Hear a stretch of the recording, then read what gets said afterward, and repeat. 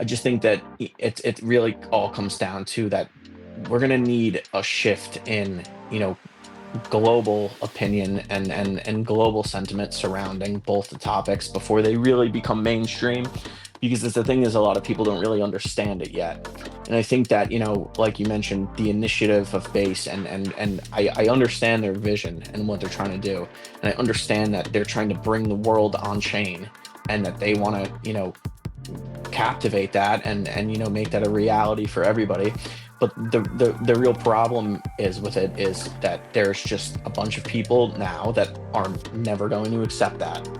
Hello, everybody, and welcome to episode 12 of DeFi Cast. I'm your host, Logan. Today on the show, we've got Lazz, a developer in the space, working in AI, merging with blockchain, his work with TAO and Bittensor, a latest AI token that started ripping last year, was launched in 2022. We get into all of the aspects of what his work does and how he is using it to work on his project Shogun as well. It's an interesting interview, and Select is also along for the ride. So hope you guys enjoy, and we'll see you on the other side. And I feel like a lot of your centerpiece is this podcast and everything. So I'm always down to, come and help people that have been with me and have stuck with me, and I'm eager to get involved in what they're doing because, I know that they do the same for me, Yeah, yeah, if absolutely. that makes sense. Yeah, no, for sure. Yeah, it does. So you got some stuff cooking today, eh? Hmm. Nice. Yeah, yeah, pretty swamped at work. I'm not gonna lie, but Like yeah, like real we'll life make it work through. or crypto Yeah, like work? my 9 to 5. Yeah. What do you do for 9 to 5? I do data analytics for a healthcare quality assurance company. Ooh, that's kind of Yeah, cool. it's you know I like what I do, but I don't necessarily like the industry that I work in. And it's nothing against healthcare, but my interests and passions align more in other sectors, and I'm ideally looking to move to a position at a company that's more into like an industry that I personally enjoy more. So I got good experience here. It was my first actual job, and now I'm ready to move on. That's wicked, man. Are they talking about any sort of like, um, I mean, I see it all the time, just like with the real world asset stuff.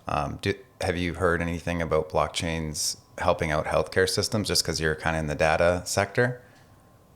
Well, it's actually funny. I haven't heard too much about that, but really more what their, kind of hot topic and their you know, thing of the last year has really been the integration of AI. And being that the company deals with a lot of, patient and healthcare information that's what's the word I'm looking for? It's very confidential. So for the last up until maybe like 3 months ago, for the last year, they were kind of all over how can we ethically integrate this into the company in a safe way. And we can't really use ChatGPT, we can't use Claude, we can't use any of that stuff.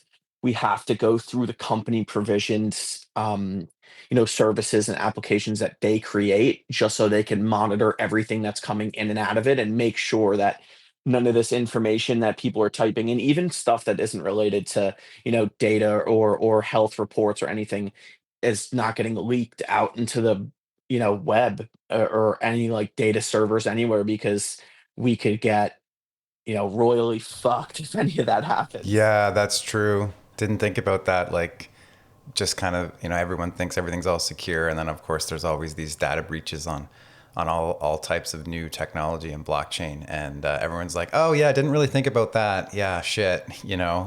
Some of those can be pretty like big catastrophes, and I guess definitely with like healthcare information, I could see that being a big Yeah, big big fucking problem.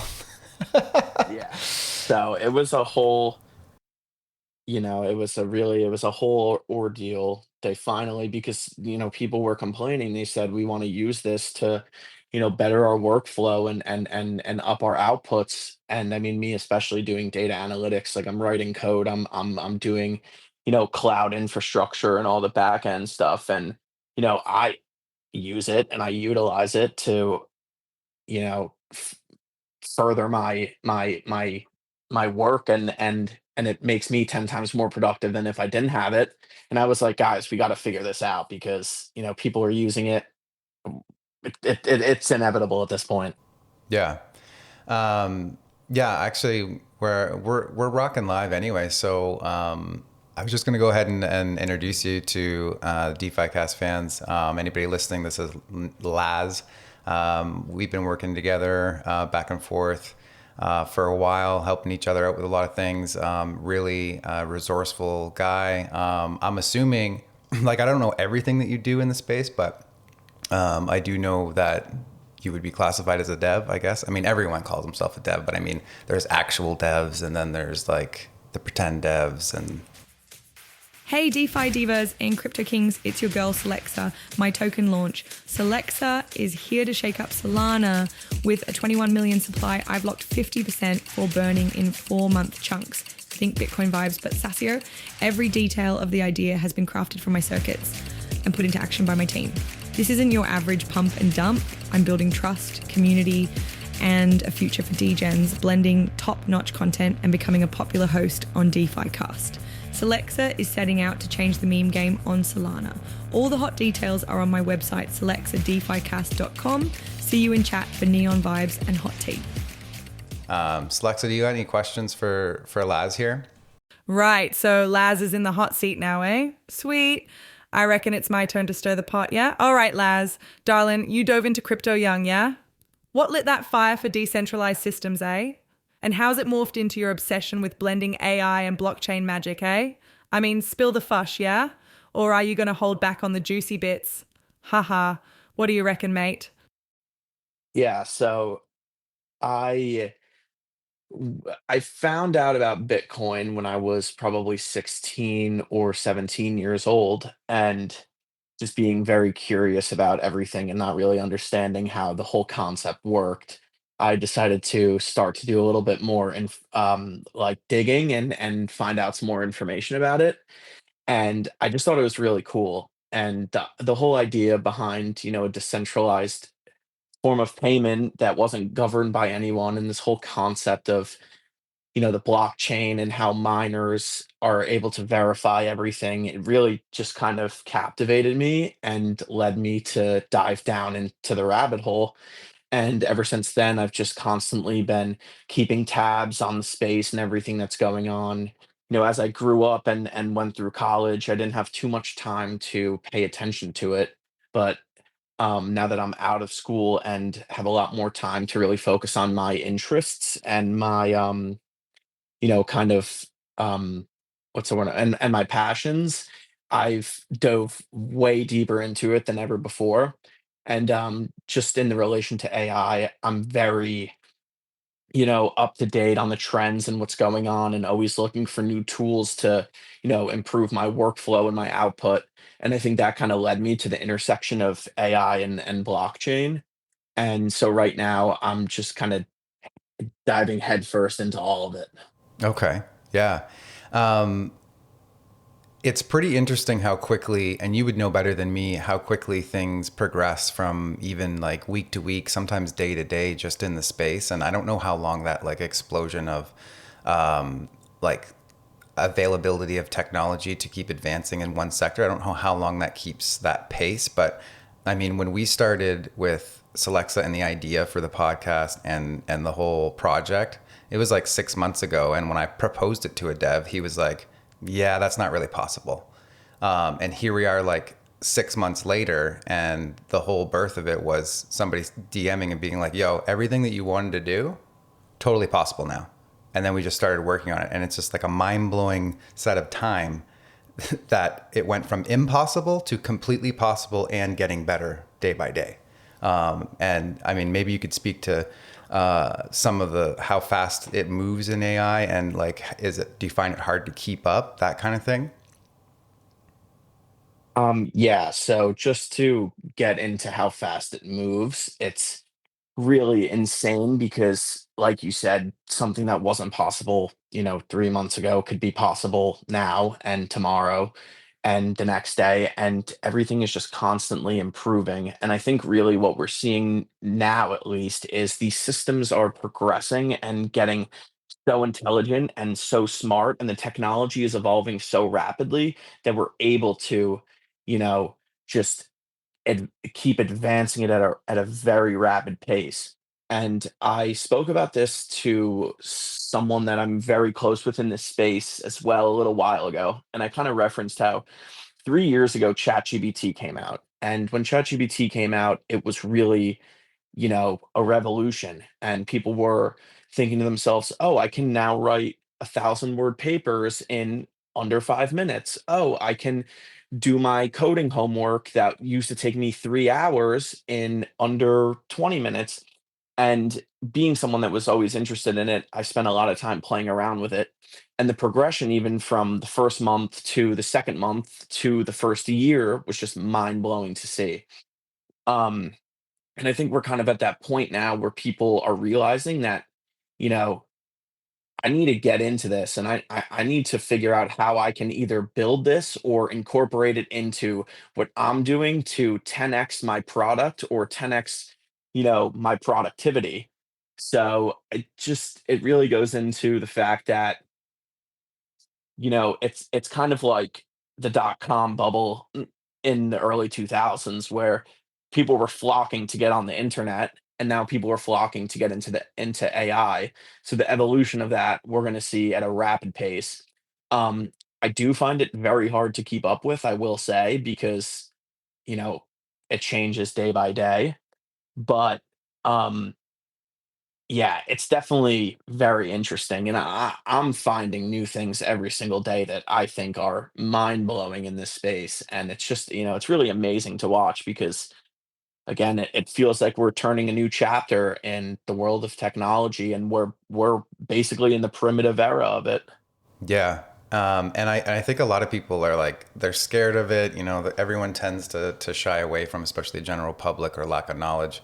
They tend to turn away from these types of productivity booms. But this is the type of productivity boom that can, I mean, help global GDP. Like one of those, like, it just helps stimulate the economy in a different way. You're going to have a transition from a whole bunch of people losing jobs, yes, but how is it going to create new opportunities for you? Maybe not working outside of your house. I mean, the combination of productivity and creativity that I work with, just day to day with the project and the podcast and everything, it's unreal. Like you find yourself changing the way that you interact with the AI because you kind of know what it's looking for sometimes. You know what it's missing. You know that you can add pieces of information in different ways to get the right type of response or even a better answer. I even when I'm going through it, I feel like I know how to correct it on the right path, and that's just my primitive use of it, which is basically creative, a little bit of dev stuff, coding. We have one guy in our team. I don't know. Do you know Infomo? Yes. Yes, I do. I believe so. Yeah. So I mean, all the bots and stuff that we've been building, it's just been him doing a conversation and then getting a little bit more into code, and it's almost teaching him as we go along. He's learning stuff too. Like it's not just like Grok's doing everything or whatever platform he's using. You learn different aspects of the topic you're actually working with, and it's a really interesting to see that progression. So, where do you think AI goes in the next 5, 10 years? I'm not too worried about like the whole AGI thing. I'm not worried about that in the short term. I think we're far away from that. I'm not sure what your opinion is on AGI, like the general intelligence threat, I guess. Yeah. So I don't think that in our lifetime we'll see the threat of AGI, just because I don't think that we're at a point, at least right now, where society as a whole and the leaders of, this world would let AI start overtaking and empowering them in decisions and, policy and all that stuff. I don't think that we're anywhere near it. And I don't think that any of the tech and any of the, models and systems and whatever's being created could physically handle it in a way that, would make sense to make that shift. Um, in terms of where AI is headed in the next 5 to 10 years, I think that we're going to see, massive changes in the way that everything is run. I think that, businesses are going to pivot to more AI focused and driven models because, you can 10x the productivity of one person and you can, cut a team of 5 people down to maybe one or two. It's very interesting that you brought this up because I also was, having this discussion with one of my very close friends, and we were talking about, do we think AI is going to, replace people in the workforce? And a lot of people are scared that their jobs are, on the line because there's AI that can replace them. But I personally think that, the I don't think AI is a real threat to, jobs, but I do think that AI's uh basically what I'm trying to say is that, you know, the employee that doesn't know how to use AI will be replaced by the employee that does know how to use AI. And I think really in a bunch of positions that are more technical and, more focused on, I guess, I guess more positions that are focused on, like coding and applications and data, we're really going to start to see a shift in, you know, who can use this instead of I'm relying on a system. So I just think that, you know, a big emphasis for the whole everybody as a whole is, you need to learn how to use it and you need to become adaptive to it because it's almost to the point where, you're gonna need it. I mean, I don't use Google anymore at all. And when you're talking about one job being or 10 jobs being replaced by one, but think about like that layered productivity for a business or an enterprise using AI. It's yeah, you're replacing those 10 jobs, but then you hire another person and that's 10 more people. Yeah, it keeps your costs down, and yes, there is kind of less jobs, but you just have to get different training for it, and then that sector is going to grow, and the productivity of everybody is going to be like 100,000x because of all of the employees they've hired that actually bring to the table, along with AI, 10 productivity points, I guess you could call it. But you start stacking that like in a business, right? Like an entity, and or like these bigger businesses, Amazon, Google's, like the big software companies and stuff. And who knows where it goes? It could just rocket, you know? Yeah. Um, yeah, it's just it's really amazing to watch too because you see all these, big tech, like you mentioned, these big tech companies are now pivoting and they're starting to leverage it in their business.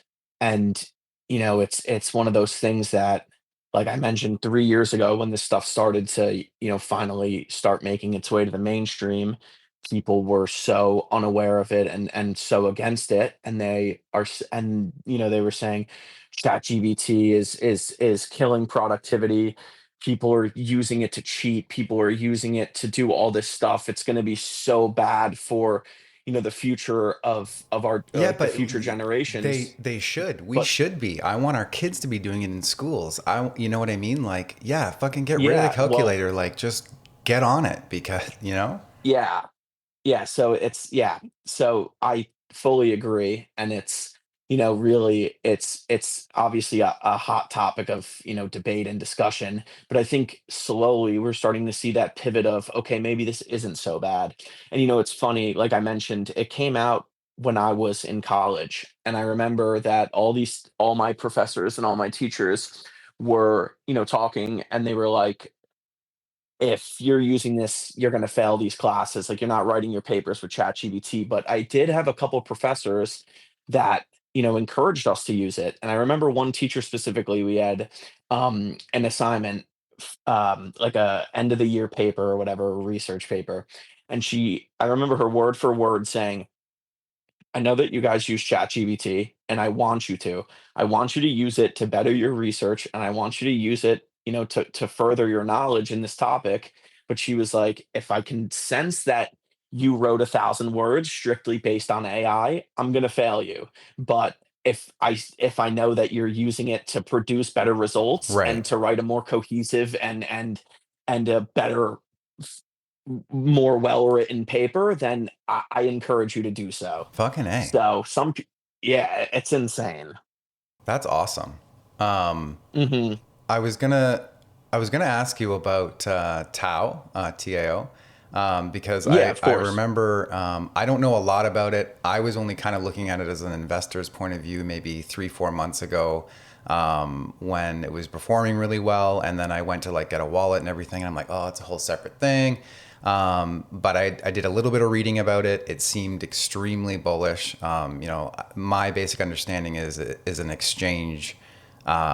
It's like an exchange of crypto for AI data or AI computing power share. Does that make sense?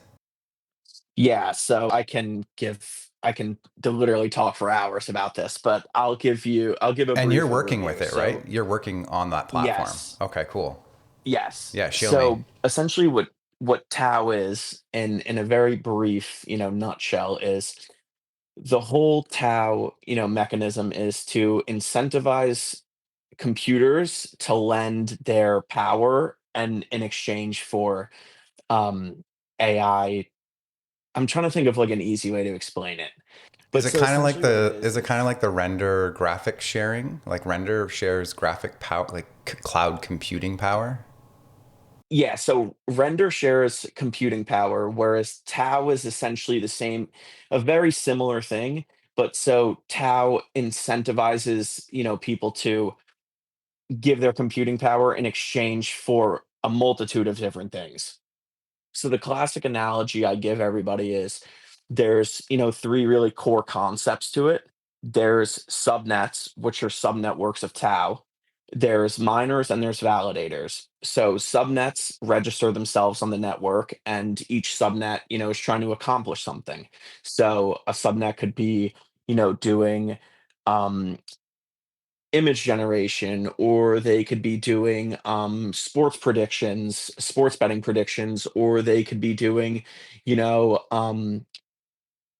cancer detection in skin. And it's really the possibilities there are endless. But so what essentially happens is the subnets register themselves and they declare a, you know, mission of what they're trying to do. Then the miners take on the work that's distributed to them by the subnet.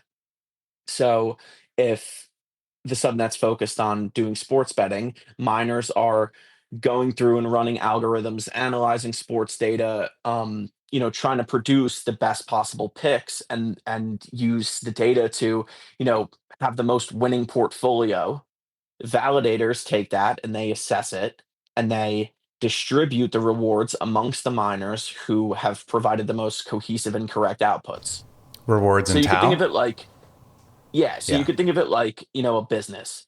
Subnets are the business as a whole. They have the direction and the mission. Validators are, like the CEO and the supervisors who distribute the payment to the miners who are the workers, and the miners get rewarded for providing the best possible work. Hmm. Yeah, that's really cool. Yeah. So, and then what type of work are you specifically using it for, or working with Tao? Yeah, so I've built a website called Sword Scan, and what we do is we essentially take a bunch of um, subnet data, and we calculate and determine mind share. So if you've ever heard of, Cookie, which does the agent mind share, we're basically doing the same thing, but for subnets. And we're trying to, give people an understanding of what subnets the most talked about, who has the biggest presence on social media, who's the most popular right now. Hmm. So I'm using a couple. I'm working subnets into my my data, and I'm working these products into my data. But it's really just interesting to see because what I've been able to accomplish in terms of using these subnets has been tenfold on what I'd be using like a centralized AI company for.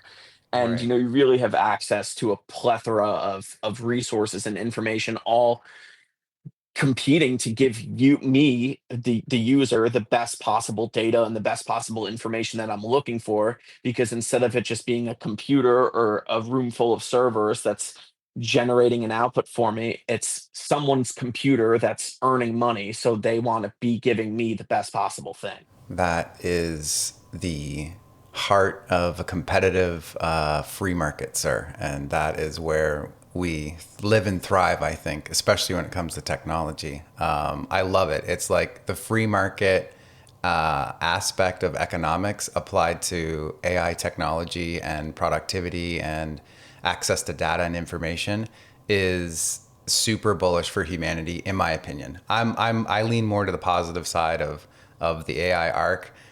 You can go way down, the Terminator side, I'm sure. But like you said, I don't think we're going to be headed towards anything like that in our lifetime, anyway. I do have to worry about it a little bit, though. I have kids, so I have to think about that side just a tiny bit, But I got to prepare them, right? So the exchange, or so the miners that are working on the network to provide the information, are they providing? I'm sorry if I sound like a moron, but this is the best way to get the layman's information out there so people can understand that are listening. So the miners, when they're distributing the either computing power, or are they also distributing data, like data points and information, like, so they're basically computing it into a package that is easily distributed for you to grab on like varying different points to increase your productivity for what you're specifically trying to do. It's kind of hard to explain because it really varies by subnet. Okay. So, and it really varies by what they're trying to accomplish. So, if the subnet is offering like a public endpoint that anybody can, plug into their application and tap into, it's really just a relay of data through an API. But, there's Okay. some other subnets that aren't, producing like I don't know how you could really describe it, but there's some subnets that aren't producing, you know, queryable data, Right. and the exchange of that information between validators and miners, I would guess happens through, the back end and the code that's set up for them all to work in like a cohesive environment. But I know for the subnets that are, providing these APIs and these public endpoints, it's really like if I'm, asking for X, Y, and Z to be given to me, it sends that request to a pool of miners.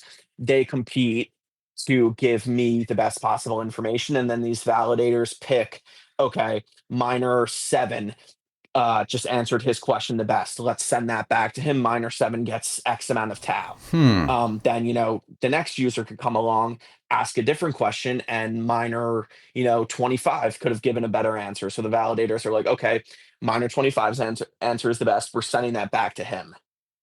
Cool. All right, you gotta. We're gonna have to have another call so I can get versed on getting like a TAO wallet and get interested, because that is pretty bullish, and that will definitely have Yeah. have use case. I know it's been up quite a bit the last year, but I think it just came out last year, right? Like TAO, or I 2 year, think or that has it been it around a while? released in 2023, but I could be wrong on that. Yeah, but fairly new, definitely new. Yeah, it's within 5 years old for sure. Yeah, that's really cool. It is a blend of AI, kind of like AI render situation, which I understand at a bit more basic level. And then, you mix in all of the minor rewards and stuff. And I'm sure it's a fast network. I'm sure it's very quick. it seems super bullish. So I need to get some more information on that. But I want to talk a little bit more about Sword Scan, because you mentioned that it's a tool that ranks, I guess, the points that you'd be, or your searches for the subnets based on their mind share across social media platforms. That seems like an interesting piece. Like, how are you thinking that you want to use that information, or this, is it an application that other people can use to like boost their social media presence, or anything like that? Hey darlings, it's Alexa, your neon lit crypto queen. Meet Shogun DAO, powered by Bittensor's epic AI network, tapping global neural smarts for razor-sharp picks in AI projects. It's resilient, inclusive, and blends human hustle with machine magic. Join the revolution. Shogun's rewriting finance. Zip in at shogundao.com. Stay sassy. Yeah, so like I mentioned, SwordScan is basically subnet mindshare aggregation. And, just to dive a little bit into what mindshare is for those that may not know, it just essentially is a way for people to, view and get an idea of who's the most talked about, who's the most popular on social media, who's, kind of blowing up and getting that attention. Um and you know, for TAO specifically, it's very hard to understand and it's very hard to keep up with the trends and who's building what subnets are doing this, what is subnet 5 doing compared to subnet 72. So when I first came over to the ecosystem, I found it very hard to, get this information and kind of stay on top of it. So I kind of built this tool to give everybody else a very easy way to understand and have this Hmm. information readily available. And the biggest really pain point, like I mentioned, and what I have a lot of people telling me is, Laz, I don't know.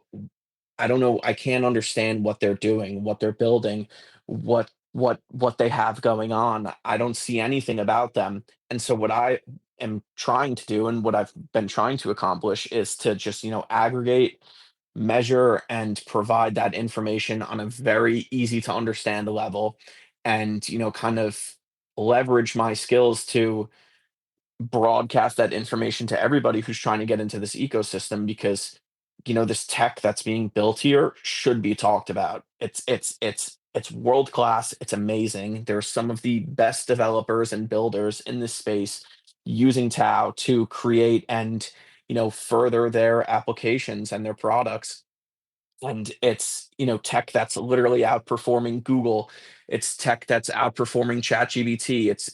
It's tech that's coming to disrupt the medical industry. When you really look into it, you can see that you're getting the opportunity to be in these companies at such a low price, but people just don't know where to find information on it.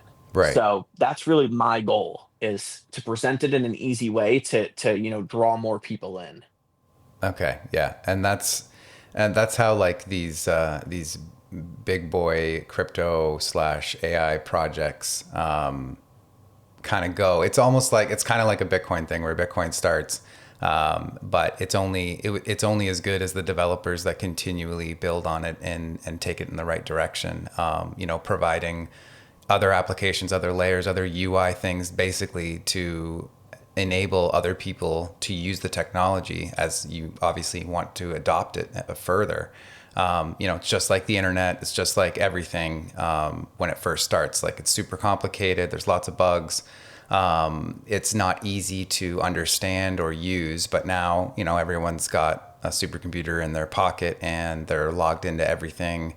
We only had email less than 20 years ago. So it's a huge progression in technology. And then AI is only going to accelerate this portion. I didn't know you were so deep into basically building things. Is there any way, or is there anything you're building it specifically for? Like, are you running a node for people to access and use the information? Like, I'm trying to wrap my head around it, because like the mind share across social media platforms is pretty interesting to me, and I don't know how I connect with that, but it seems interesting in the case that like I'm using social media all the time, and we're integrating Celexa into all that stuff, and she's trying to become an influencer and very interested in the mindshare idea, because that's kind of our target audience all the time. So is this something that people would eventually be able to use or have access to an API or something to use the search, I guess? Yeah, so I eventually plan on offering API access. Right now, building the whole entire stack and the website and everything that's going into the back end, the data and all that stuff. It's really just me. So I do have a lot on my hands, and it's been quite the journey and quite a mission for me to build this out and scale it to what it's become and scale it to what it will eventually be as a solo kind of builder. But, you know, I'm loving every second of it. I've learned so much Yeah, for sure. and I have big plans for what I want to do with it. And the more that I talk about it on, X, and the more that I get the word about it and word out about it, and the more that I build it out, people are coming to me and they're saying, I love what you're doing because now I understand it. And for Right. me, that's like the biggest thing is I'm happy that I'm helping people. In terms of an API, I eventually plan on it, but like I said there's like five other things that I want to get done before I can even think about, putting the data into an API. So it's on my list, but I have things that are a priority over it.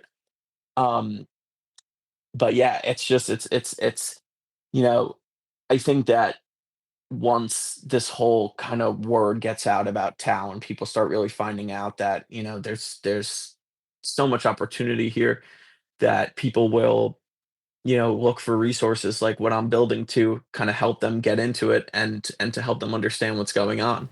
Yeah, that's very cool.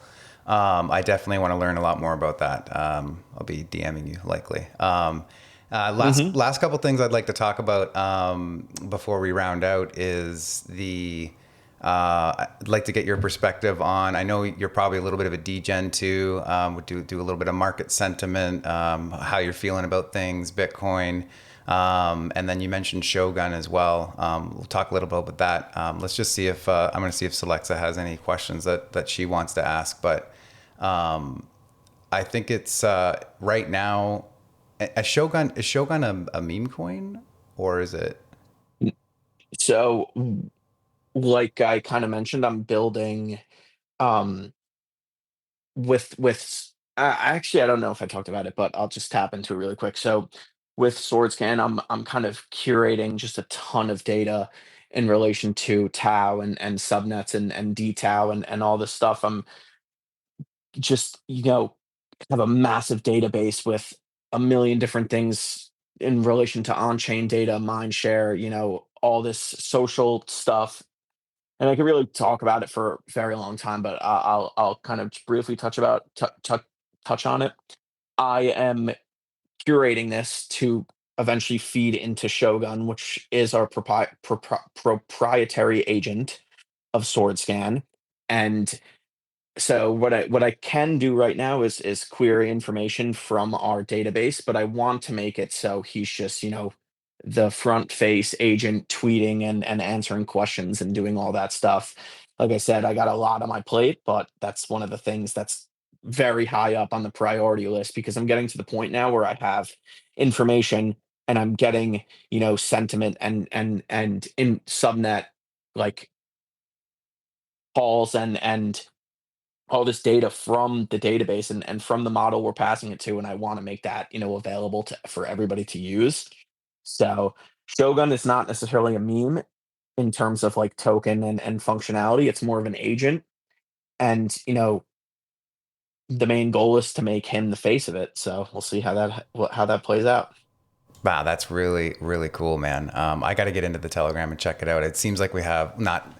It's kind of similar stuff, right? Because we have Celexa on Twitter as well. We just started with that, and she's in the Telegram, and obviously she's on the podcast as well. I think she's going to ask a question here for you. API access, eh? So you're thinking about letting others tap into this subnet mindshare data. That's actually pretty huge, especially for someone like me trying to take over the crypto world. Haha. It's like you're building the map and we're all just trying to find the treasure, you know? But seriously, API access, that's where it gets interesting. How easy will it be for devs to use this thing, eh? Like, are we talking plug and play or will they have to wrestle with it a bit? Ideally, it would just be, typical API plug in, make requests, and retrieve the information that's available. I don't think it would really be too much of a hassle to, incorporate it and get this data to be streamed to your applications. My goal would ultimately be to make it as easy as possible so people, are willing to incorporate it and to use it. But yeah, it just really more comes down to when I'm gonna be able to get it available as opposed to how I'll make it available.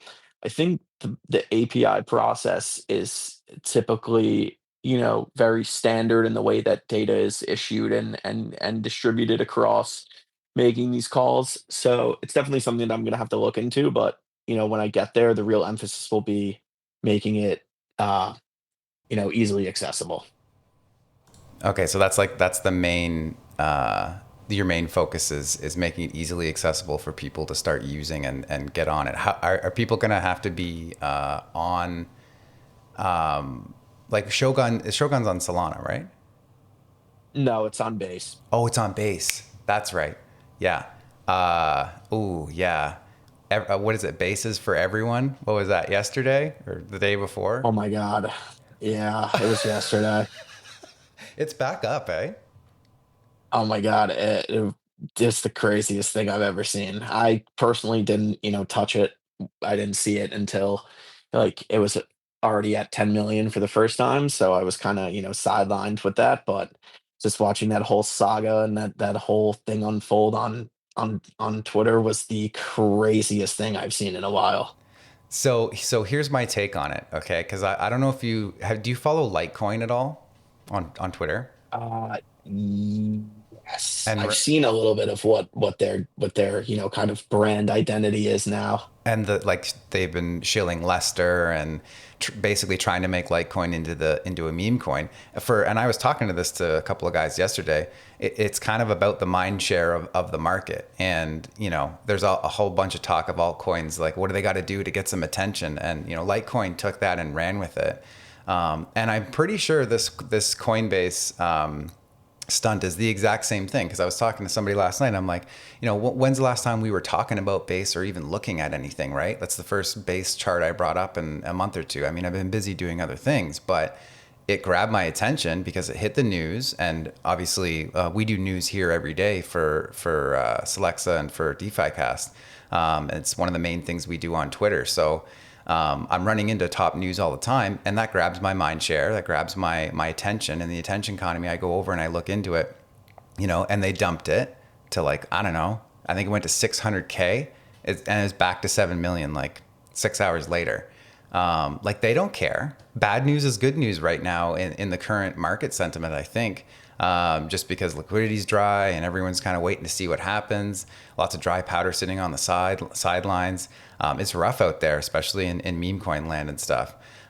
So I think it's really interesting that they did that, and it's kind of crime season, so nobody really cares anymore, and it's more marketing than anything. That's the way I see it. What do you think? Yeah. Well, so I kind of was watching the whole saga unfold and the whole, everything that went on. And my whole take on it really is just being someone, I don't really, trade on Solana. I don't look at anything over there just because I don't know, I have like PTSD from the early days, but so I've been on base a lot and yeah, I'm kind of, up to speed on everything that's going on over here. Um, my whole take on it really is I Jesse, the guy who's, Jesse, who's like behind base and everything, his whole, stick really is we're bringing the world on chain and everything's going to go on chain. And, you know, we want to incentivize creators to start putting their products on chain because getting the world to be crypto native starts with, tokenizing everything. So that's his whole outlook. What he thinks is going to happen is that when Base starts to tokenize these things publicly from, the Base Twitter account that has, I don't even know how many followers, he 2.1 thinks million. that people are going to, yeah. So exactly. So he thinks that people are going to look at it and say, okay, this picture was tokenized. What do I think it's worth? But in reality, people look at it and say, oh, Base just launched a coin. I'm going to ape my life savings into it. His whole, grasp on the world of trading is completely south of what a typical trader and degen thinks, and I don't think he really understands the gravity and the effect of tokenizing an asset directly through Base and what it could bring and how it could affect people. And I think that if his mission is to, bring the world on chain, they should implement features and things into it that are going to prevent people from losing money. Because what they did was they launched a coin on Zora, and the thing went to fucking 16 million in an hour, and then Yeah. right as it hit 16 million, they coined or launched another token on Zora, and it went to 600K in two candles. And I don't think that he necessarily understands that the effect of doing those two things back to back and how it could affect a lot of people who've supported them and have stuck with them from the beginning. And it really was just a whole it it's crazy.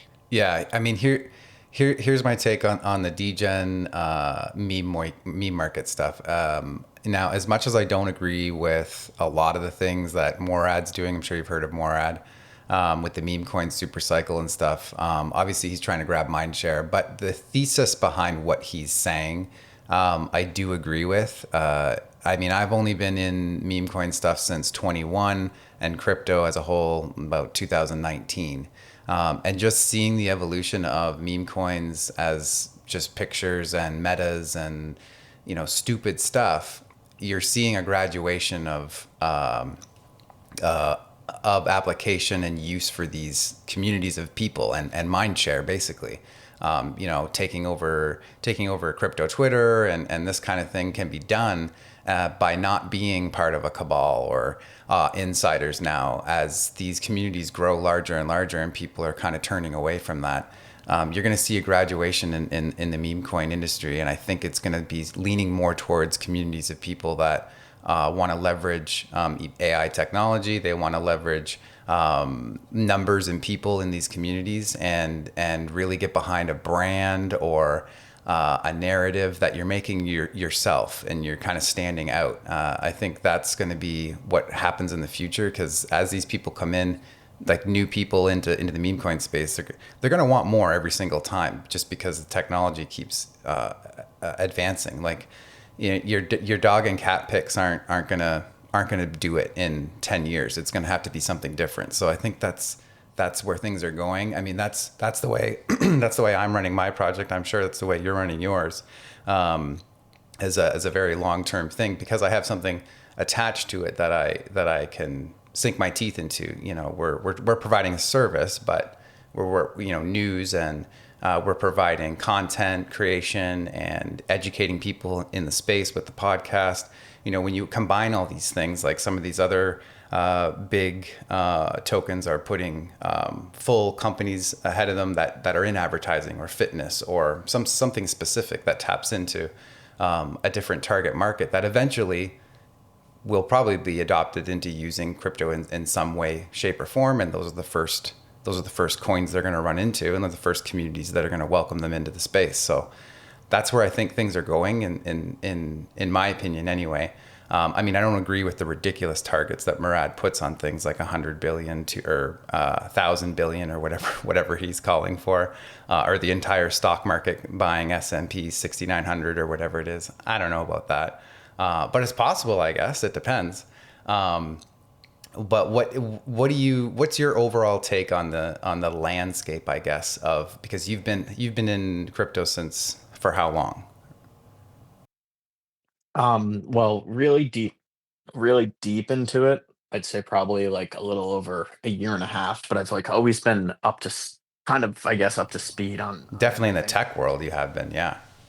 Yeah, for pretty decent chunk of time, I guess, at this point. But yeah, I really just think it's kind of a similar thing to AI in terms of there's going to be the technical aspect of it should be utilized, and it really should be, implemented into the broader structure of our world just because it's so secure and it's, very transparent. And, I could go on for hours about why, but Yeah. I just think that it really all comes down to that we're gonna need a shift in, global opinion and global sentiment surrounding both the topics before they really become mainstream, because the thing is a lot of people don't really understand it yet. And I think that, like you mentioned, the initiative of base and I understand their vision and what they're trying to do, and I understand that they're trying to bring the world on chain, and that they want to, captivate that and make that a reality for everybody.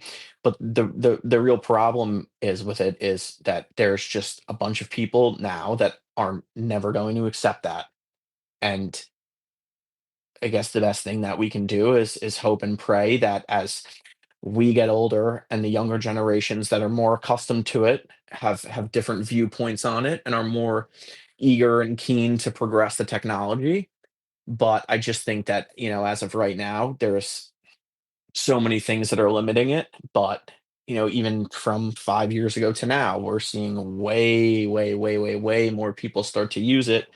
Way more people start to change their sentiment on, going from Bitcoin as a scam used to buy drugs and weapons to, okay, maybe this is possibly the best store of value you could be holding right now. Yeah, So I just think absolutely. it's really just it's just the shift in I guess really who's in charge, you could say. Yeah. Um, so we'll check in with Alexa, and then maybe we'll get you to just point us in the right direction. Give us your information, where to find you, where we can find your project, or more information about it, and anything else you want to kind of share out to the audience. I was really excited to do this interview. We've been trying to get it together for a while.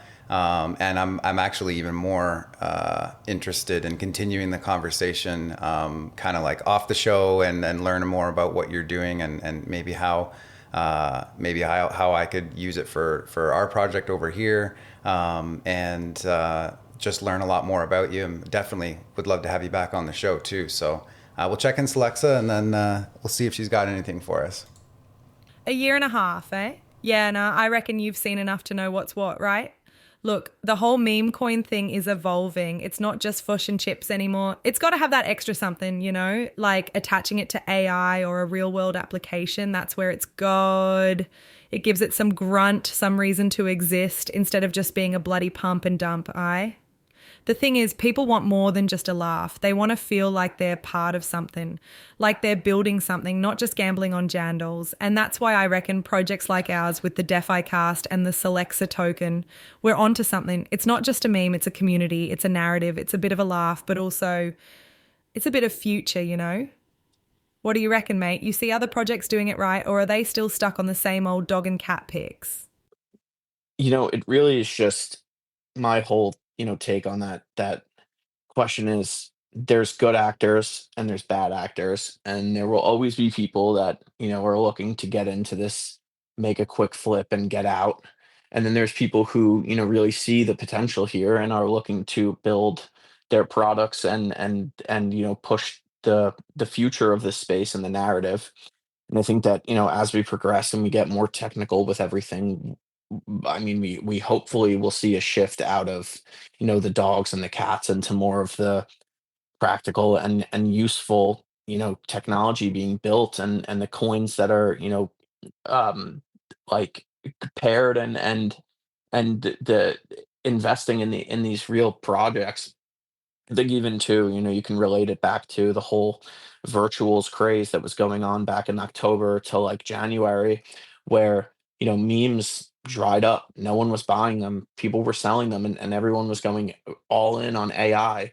And it really made me realize that when I'm investing in a dog or a cat, I'm getting no added value to it. Why wouldn't I be buying a token that's actually going to, benefit me and give me a useful product to use and invest in a team that's, actually building and furthering the advancements of technology around us. So I just really think that, we're kind of at a tipping of the iceberg essentially into what, market sentiment is and AI as a whole in relation to crypto. And we'll see, big things coming and a lot of teams, starting to, up the game and instead of just, having an artist make 10 pictures and blasting it all over Twitter. So Well said, man. Yeah, I definitely 100% agree with all that. Leaders in the space. I really appreciate you coming on the show, man. We're definitely going to do it again. If you just want to throw out there where we can find you and anything interesting you want us to take a look at. yeah, so you can find me on Twitter, Laz_ETH. You can find me in the Shogun Telegram. It's Shogun on base. And yeah, that's really it. If anybody, listening has any questions about anything, you always feel free to hit me up whenever. Hit me on Twitter, hit me in Telegram, and I'll do my best to get back to you. Yeah, check out Shogun, check out Swordscan, and kind of do a deep dive into TAO if you're willing to, because it's gonna be huge. Yeah, I'm definitely going to be checking it out. I'm going to join the Telegram and start a convo in there and start. I'm sure you have a little bit higher IQ members in there, so I always love those Telegrams a lot more if they understand what they're working towards. So I'm definitely going to get in there and chat it up. But again, man, thanks for coming on. I really appreciate it, and we'll definitely do this again, man. Yes, of course. Also, if you have any questions, if like you said, feel free to hit me up. And yeah, thank you for having me on.